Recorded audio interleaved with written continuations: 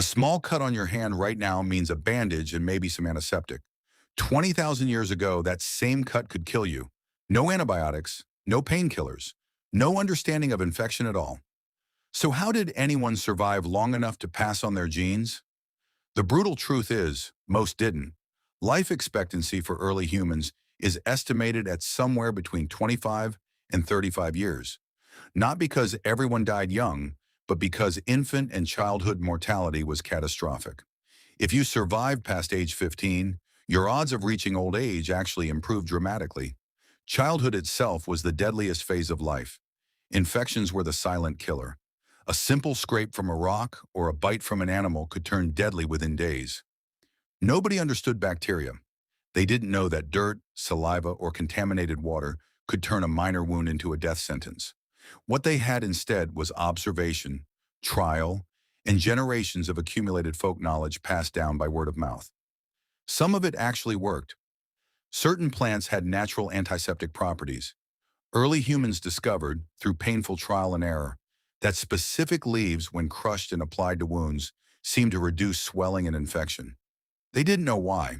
They just knew it worked more often than not, and that was enough to become tradition. Honey was another surprising ally. Ancient peoples across multiple continents independently discovered that honey applied to open wounds seemed to help them heal. Modern science later confirmed honey actually has real antibacterial properties.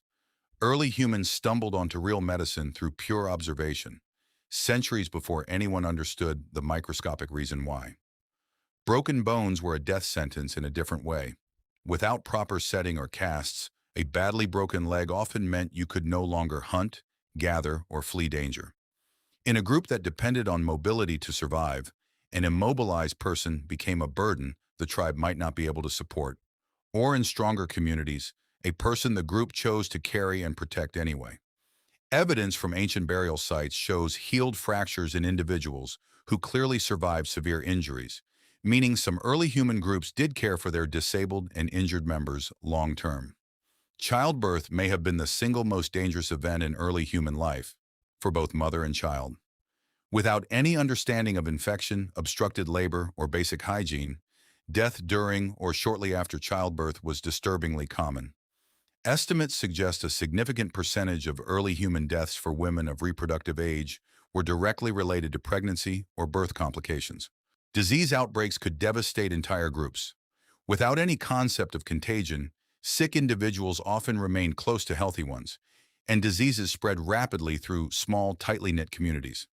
Some groups may have unknowingly practiced early forms of quarantine, separating the severely ill, simply out of fear or disgust, not medical understanding. Pain management barely existed. Certain plants had mild pain relieving or numbing properties, and some cultures used them for injuries or difficult childbirth. But for anything serious, a major wound, a difficult labor, a broken bone, pain simply had to be endured, often with nothing more than another person holding you steady. Despite all of this, humans survived. Not because any individual treatment was particularly effective, but because knowledge accumulated. Every generation added a little more understanding. Which plants helped, which made things worse, which wounds needed to be kept clean, which needed to be left alone.